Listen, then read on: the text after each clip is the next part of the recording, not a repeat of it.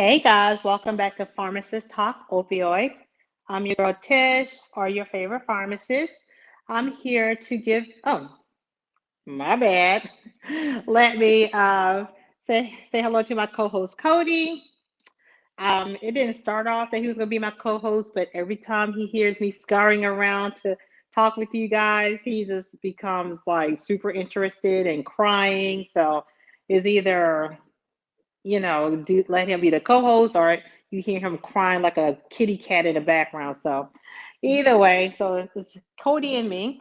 I'm here to share value with you, share my journey from a pharmacist aspect and also from a personal aspect of being a opioid user, how I went through 10 years of it, of using some pretty heavy duty opioids on a daily basis, and how I overcame it for over 2 years now. And I'm just so glad I have. So I want to share my journey with you. And of course, when you get off the opioids, then you're like, hold up, there's a whole world out here, Like for 10 years, I don't know what the heck was going on. Partly because I went through so much, medical wise. Yeah, medical wise with, this major surgery I had. And then the other part was, and which is the topic of the video of when I realized I had a problem. Woo! Because we all start off, most of us start off when you have an opioid dependent disorder, opioid use disorder, is you start off with a legitimate prescription. Okay, you get the prescription. It's all good, it's cool. You take it, it gives you that relief of whatever pain ailment you're experiencing. It can become pretty, and my word is ratchet. Okay, and the people, if you're watching that's been on it, you know what I mean. If you're in the middle of it, and you're watching, more likely is because you're at that point of, whoa, like I'm not in control of it, it is in control of me, and you want to be done with it. So I'm just going to share my journey, and I just want to be real about when did I realize I had a full blown opiate dependent problem. I've thought about sharing this, but I'm kind of like in my own head right now. I'm thinking, when did I realize? I think I realized I had a full blown problem when like I said before in my other videos, I worked full time the entire time.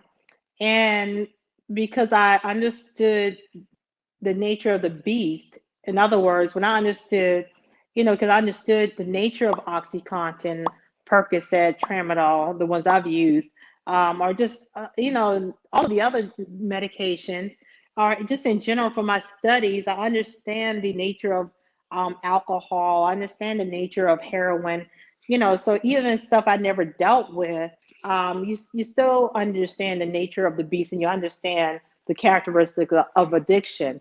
Separate and be vigilant of not getting too sucked in where I'm always obsessing over the medication of when I'm taking it or that. As long as I have my, supply to keep me from going through a draw, I was cool.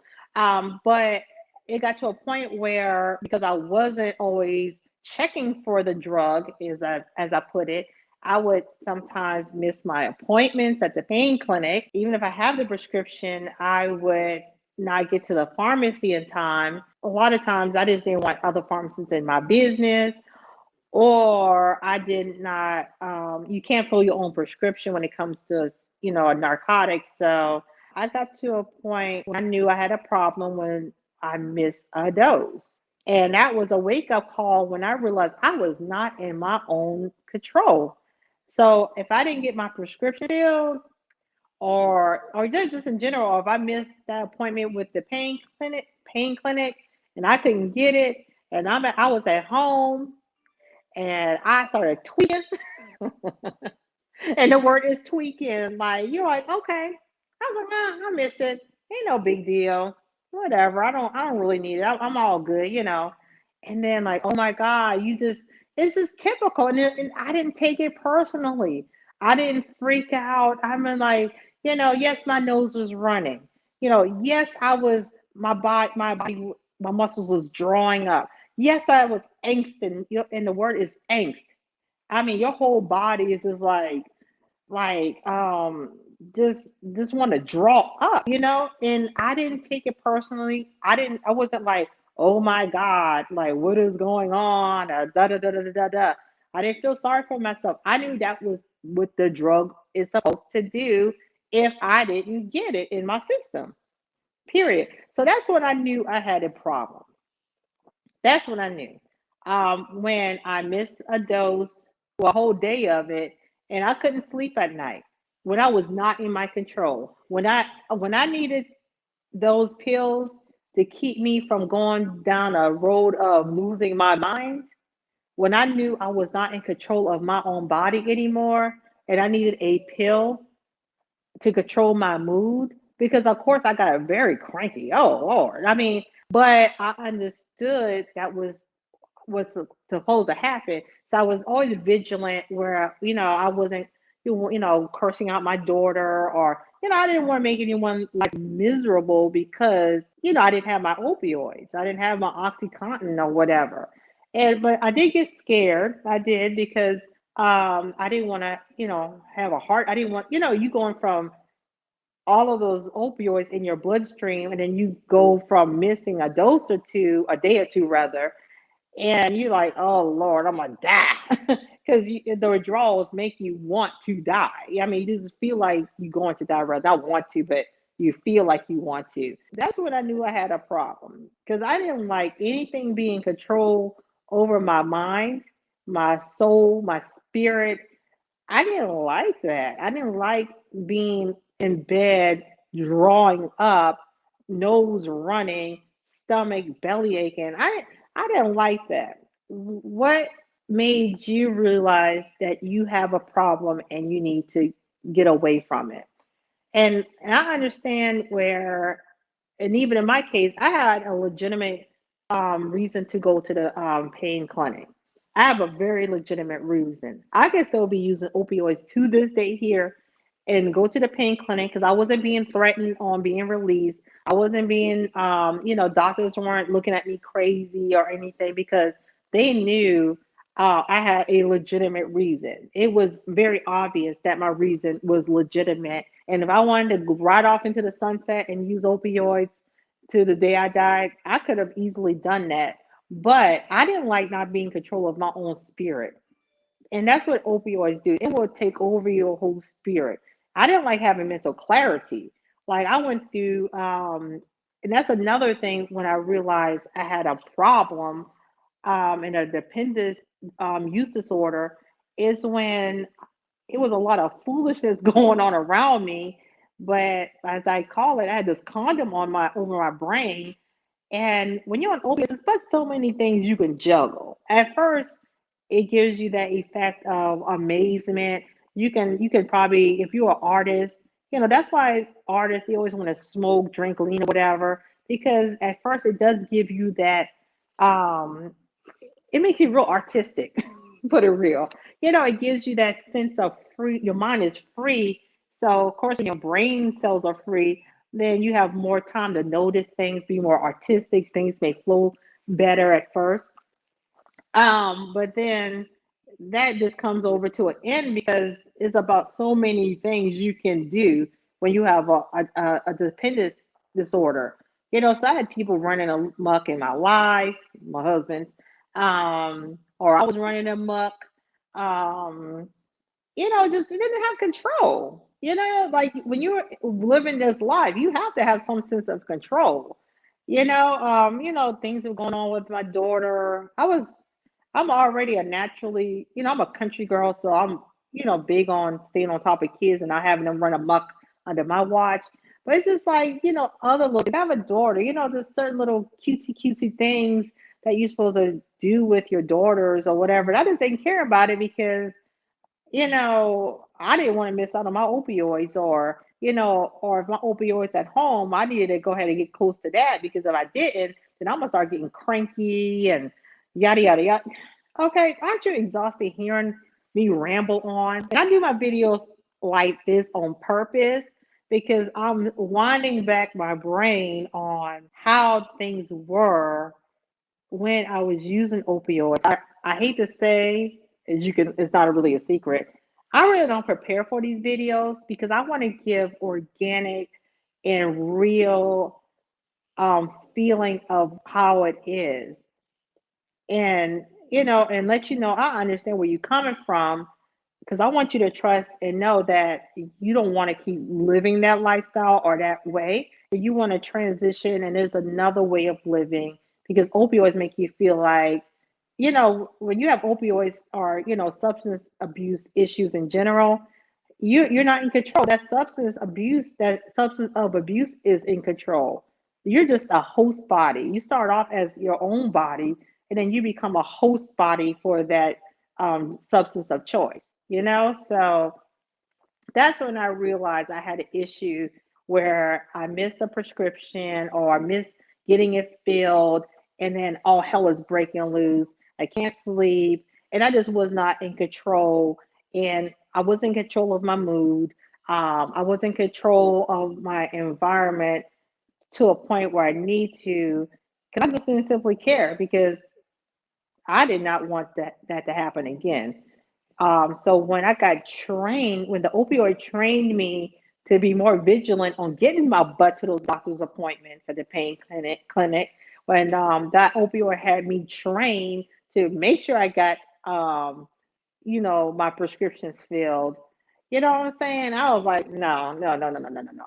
If I need to be trained, I need to be trained to get my fat butt on running or something. I'm not fat, but I ain't whereas I ain't small as I would like. If anything will train me, I need to be trained from my own spirit, my own self, not let some substance train me for its own use, and its own use is just to keep me around, around, around, around in a circle.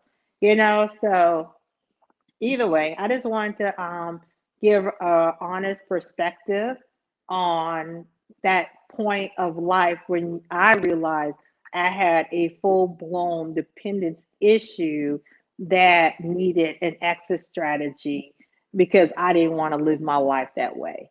And on another video, I'm gonna probably go on all of the stupid stuff that opioid use had me go through. I already talked about it, like with all of the men I married and all that crap. But what? Tell me in the comment section, or just even for a loved one that you noticed, when was a point you realized that you had a full blown problem and you're not in control of it, but it was in control of you?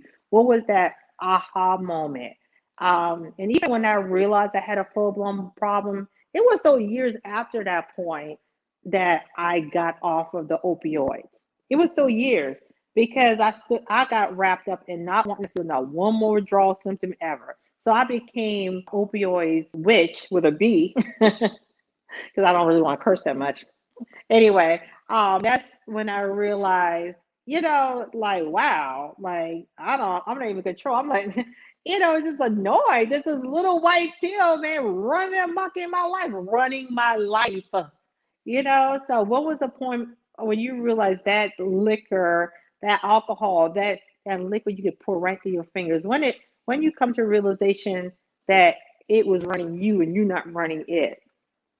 Like, when was that? When was the point you realized that heroin? I mean, heroin is usually pretty easy. I mean, good God. Like, but it's addiction all the same, just like every other addiction. When you realize that heroin was running ragged in your life, that raggy drug. When you realize those raggedy opioids are in the mud, leave a comment, or, like I said, if you're a loved one, have a family member, when did you realize your family member who may have not admitted to you yet, what your observation of that substance of abuse is just running ragged? So either way, like, share it, and I always want to say subscribe. I think that's so tired of me saying that. Like, share, and subscribe for the mess up. If you like this video, and please do. And I want, let me know also in the comment section what other topics you want me to discuss, or what other personal experiences you would like for me to share. And I will be glad to. So either way, I appreciate everyone for watching. Just remember, you're wonderfully and beautifully made. Like seriously, it's so much more. Like, I'm so glad I'm not taking opioids anymore. And like I said, I've been off for 2 years, and I just thought it was so selfish of me to have gone through that. And I don't even have any urges, y'all. This is a side note. I don't have any urges whatsoever. I work with medications every single day, and I don't even care. I don't even want to feel all weird like that. To me, that would be feeling weird. If I need to escape a feeling, I just deal with it and keep it pushing. That's what life is about. But I don't want to ever go through that cycle of chasing behind doctor's visits and worrying about a drug test because, it can be a little humiliating, I mean, because when you're taking opioids and getting a prescription for it, you're at the mercy of the doctors too, and a lot of y'all have to worry about when the day the doctor was like, well, that's enough, and then that's that. Like, I've experienced patients who doctors just left them high and dry, elderly patients who are high and dry from the opioids, left from the doctors from the opioids, and they're like struggling, trying to figure out. And they asked me, the doctor, what do I do? How do I do it? And the doctor's just like, take Benadryl, just stupid stuff, So you don't want to get into a situation where they have you in a situation and then they don't want to lead you back out, So you don't want to be at anyone's mercy like that. You want to be in your own control, in your own spirit, in your own mind. So anyway, I can make another video, right? Don't keep this one going, right? Anyway, I appreciate y'all. Get that exit strategy, get your purpose, think about your purpose in life, get your exit strategy, because that's opiates is in whatever substances is, that's all it's doing is keeping you from your whole point and purpose in life. That's all it does. So just keep that in mind. Get your exit strategy, and I'll see you on the next one. Y'all take care. Bye bye. Oh, Cody says bye too. Say bye bye. Bye.